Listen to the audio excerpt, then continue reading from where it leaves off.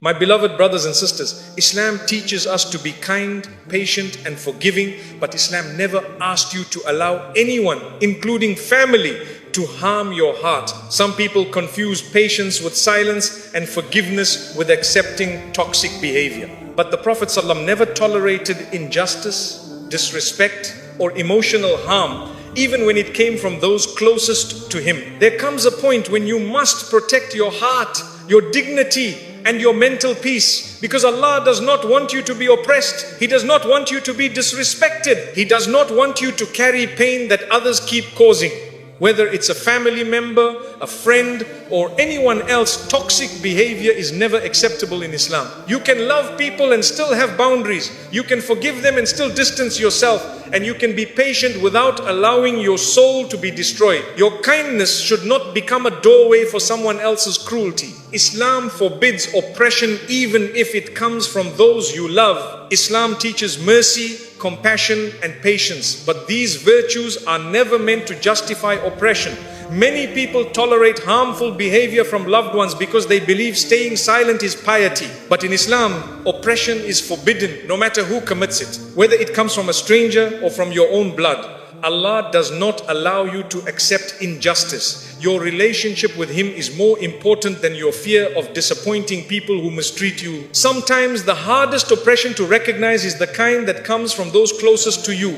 Family members may use love, culture, or status to justify their harm, expecting patience to cover their wrongdoing, but Allah sees every injustice, and He never commands you to remain silent when your heart and dignity are being crushed. A believer is patient, yes, but not at the cost of allowing harm to continue. When oppression comes from loved ones, it confuses the heart. You begin to question your worth, your intentions, even your sanity. But Islam brings clarity. Oppression is a sin, not a misunderstanding.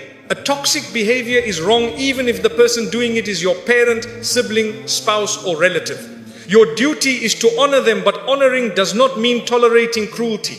You are allowed to step back, set limits and protect your heart. Allah does not want you to carry wounds that others refuse to stop causing. He does not want your kindness to become a doorway for someone else's destructive behavior. Oppression from family can feel heavier because it comes wrapped in expectations. Respect me, obey me, don't speak up. But respect in Islam is never a blank check for someone to harm you. Respect must be mutual and boundaries must be honored. Too often, people weaponize religious teachings to silence the oppressed. They tell you patience means enduring mistreatment, forgiveness means accepting abuse, and family ties mean allowing emotional harm. But this is not Islam, this is misuse of religion. The Prophet ﷺ never told a believer to remain in harm's way. He stood against injustice even when it came from his own tribe, his own family, his own people. Oppression in any form, emotional, verbal, financial or physical, is forbidden in Islam. You are not obligated to endure insults, manipulation, humiliation or disrespect just because the person is related to you. Allah is more just than to command you to tolerate a pain that destroys your well-being. You can honor family with distance, with boundaries, with dignity. Staying silent in the face of injustice is not patience, it is self-harm. When oppression comes from loved ones, many people stay because they fear causing conflict or being judged. But protecting yourself is not a sin. Harming someone is. Allah will not question you for leaving a toxic environment. He may question you for enabling oppression by staying silent. Your heart is an amana from Allah, and you are responsible for safeguarding it even from your own family. Allah condemns oppression so strongly that He declared it forbidden upon Himself. If the Creator refuses to wrong His creation, how can He ask you to accept wrongdoing from others? Islam is a religion of justice, not blind obedience to harmful behavior. When someone hurts you intentionally, the wrong belongs to them, not to you. You are not guilty for setting limits, they are guilty for crossing them. Many families normalize toxic patterns because it has always been this way. But Islam did not come to preserve harmful traditions, it came to correct them. You are not commanded to keep repeating the cycles of pain your parents or grandparents endured. Islam gives you the right to break generational harm even if others don't understand. Allah knows your intention and He supports the oppressed, not the oppressor. The Prophet ﷺ said, help your brother, whether he is the oppressor or the oppressed. How do you help the oppressor?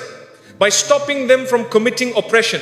This means that challenging harmful behavior is not disrespect, it is mercy. It helps the oppressor recognize their wrongdoing before they accumulate sin. You are not harming them by setting boundaries. You are helping them reform. When you tolerate oppression silently, you unintentionally allow it to grow. Just as injustice spreads in society when left unchallenged, it spreads in families when ignored. Your silence may protect temporary peace, but it destroys long-term well-being. Islam teaches balance, patience with kindness, but firmness with injustice. This balance protects your heart and preserves your dignity. The emotional injuries caused by family can be the deepest because you expect safety, not harm. But Allah sees every tear, every frustration, every moment you stayed silent to keep peace. He knows the battles you fought alone, the disrespect you endured quietly, the pain you swallowed to remain polite, and He promises justice either in this world or the next. Nothing you experience is overlooked by Him. If someone's behavior pushes you away from peace,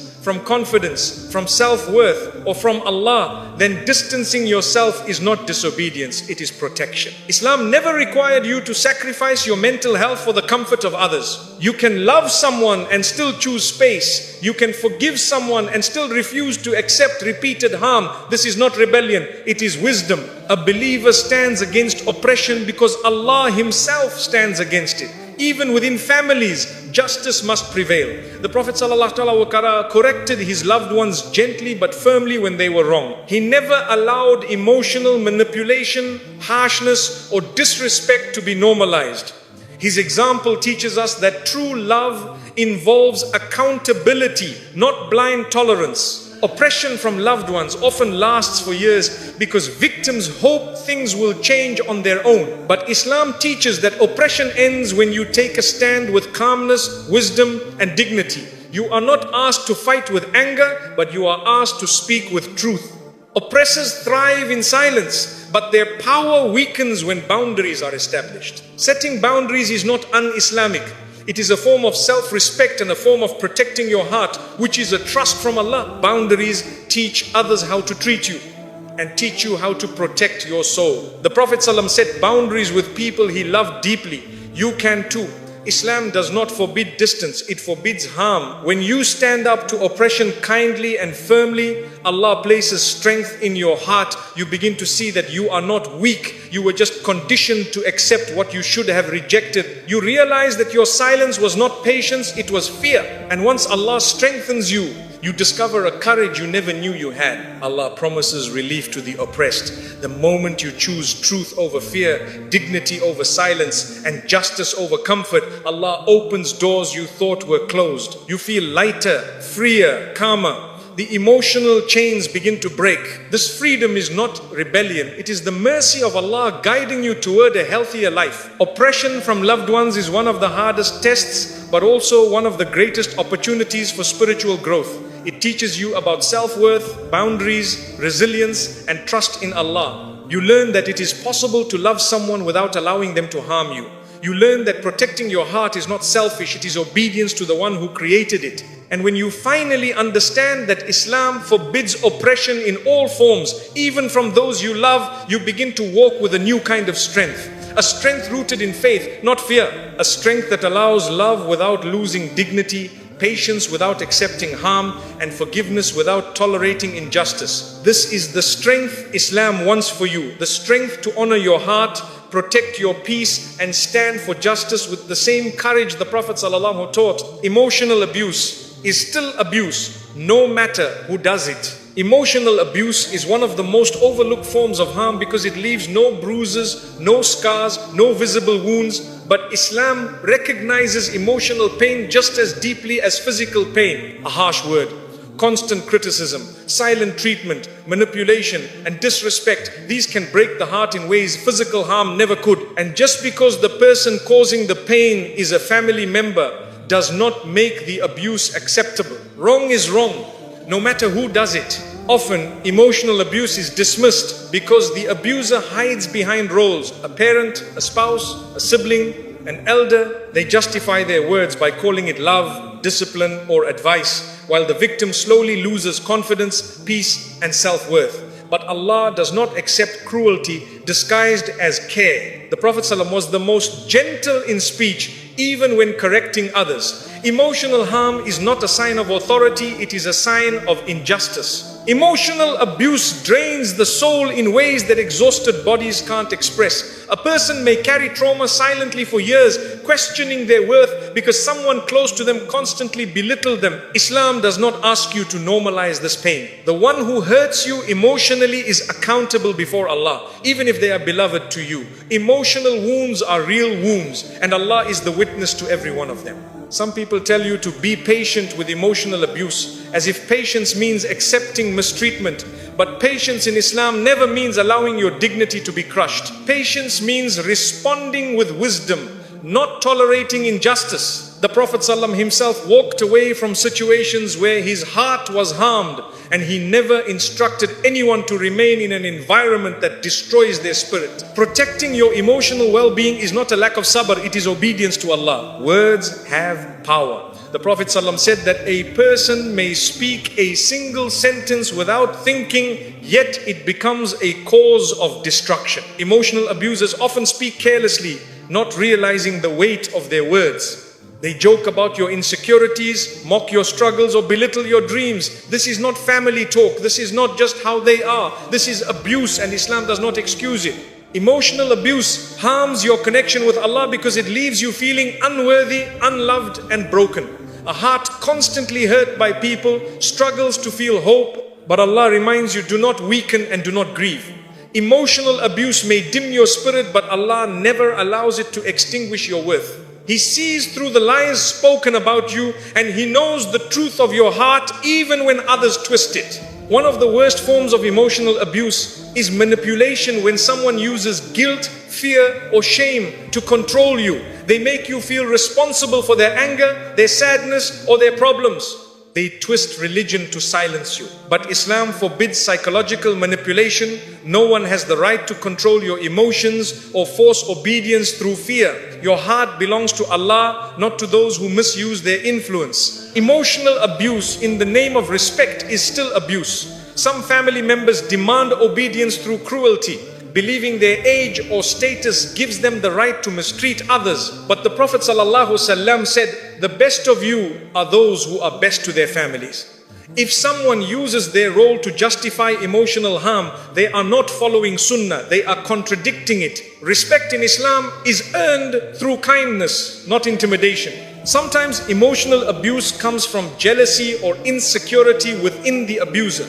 They criticize your achievements, dismiss your efforts, or undermine your happiness because they feel threatened. Islam teaches us to protect our hearts from envy, not weaponize it. If their emotional wounds bleed onto you, it is not your fault and it is not your responsibility to fix them.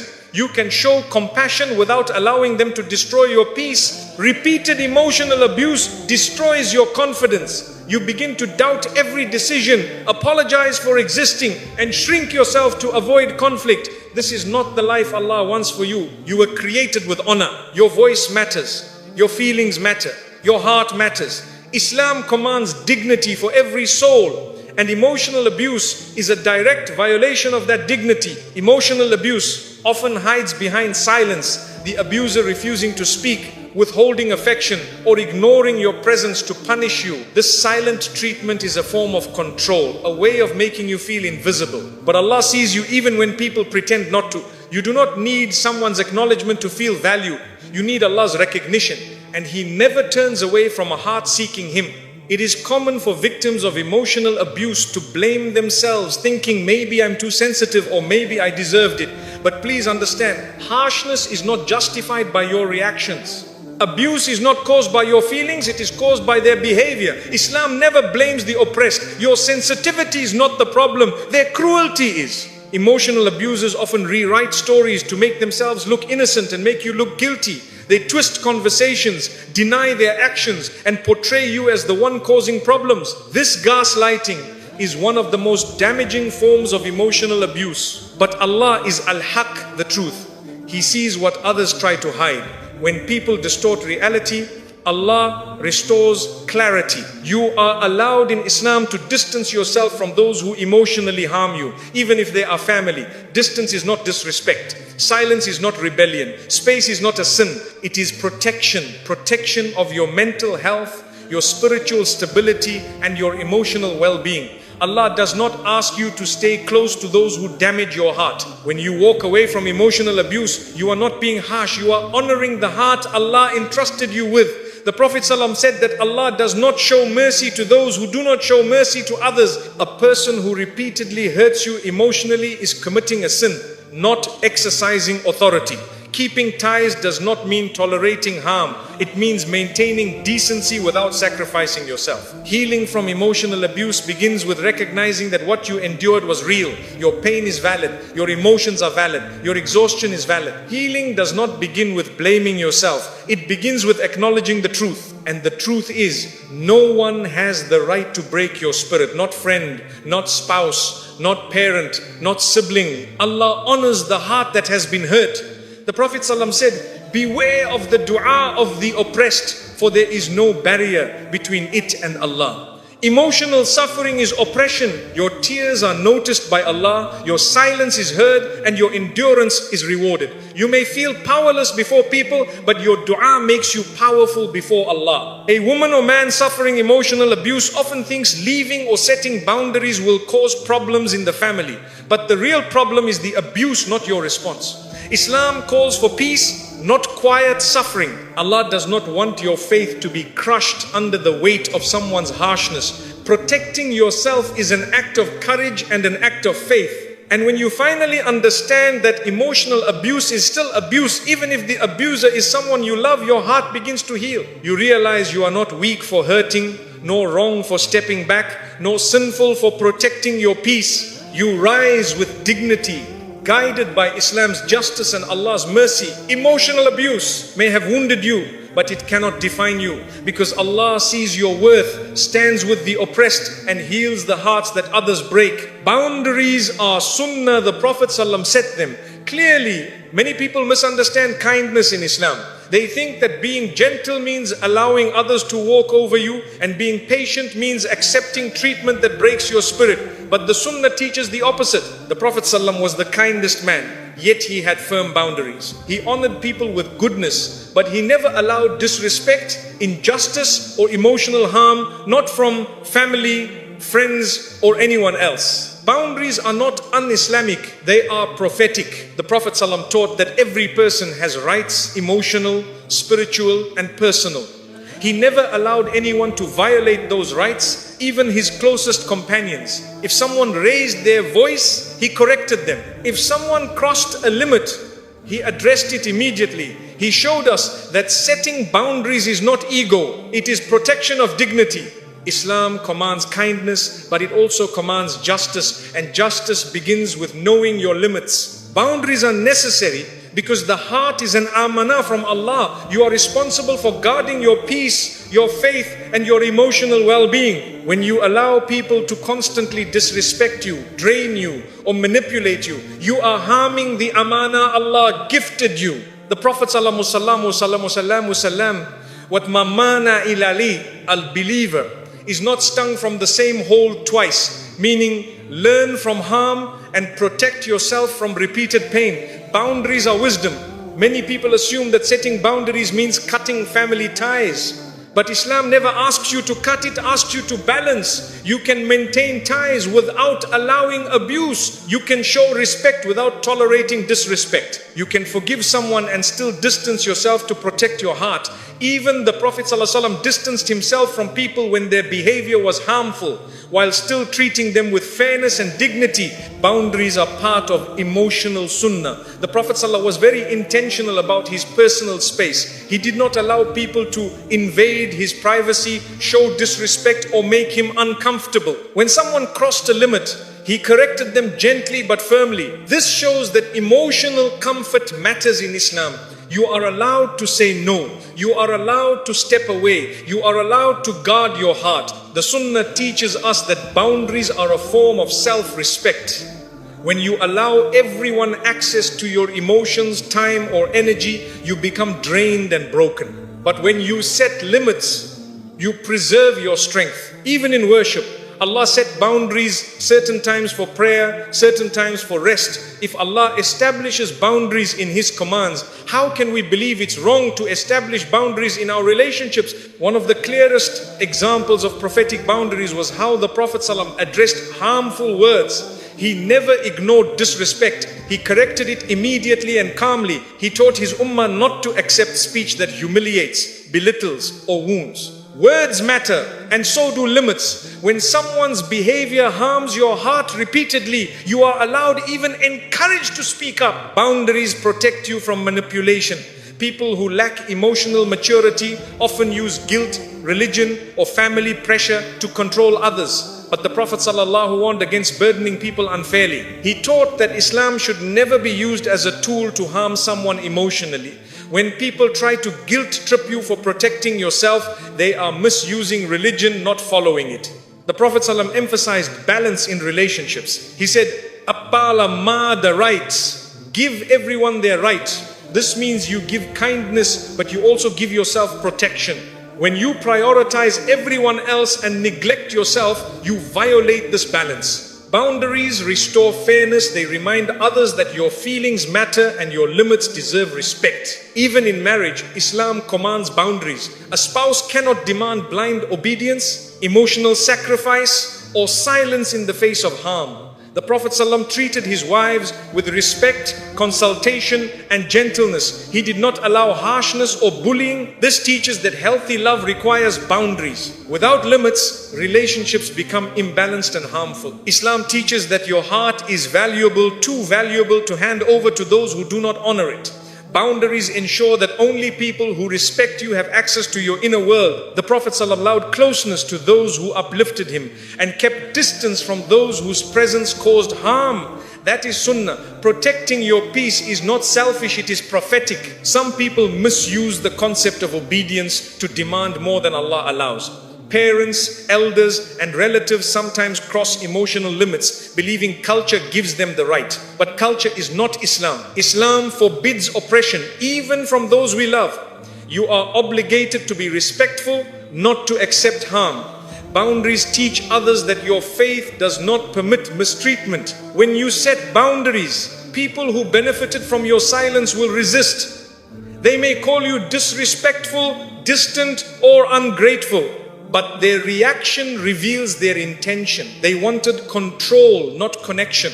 The Prophet ﷺ faced resistance too when he restored boundaries in society, but he persisted because justice matters more than comfort. You must do the same, gently but confidently. Boundaries are an act of mercy for yourself and for others. They protect you from burnout, resentment, and emotional exhaustion. They also teach the other person discipline, accountability, and self-awareness. When you allow someone to harm you repeatedly, you are enabling their sin. When you set limits, you guide them away from wrongdoing. This is mercy, not rebellion. A believer with boundaries is not cold. They are emotionally healthy. They love deeply but not blindly. They give generously but not endlessly. They forgive sincerely but do not tolerate repeated harm. The Prophet ﷺ maintained this balance effortlessly, and he encouraged us to do the same. Boundaries keep your kindness pure and your heart protected. Boundaries help you worship Allah with a clean heart. When you allow people to violate your peace constantly, your salah becomes heavy, your dua becomes filled with pain, and your heart becomes distracted. But when you protect your emotional space, your worship strengthens. You feel lighter, more present, more connected to Allah. Protecting yourself is a spiritual act. Sometimes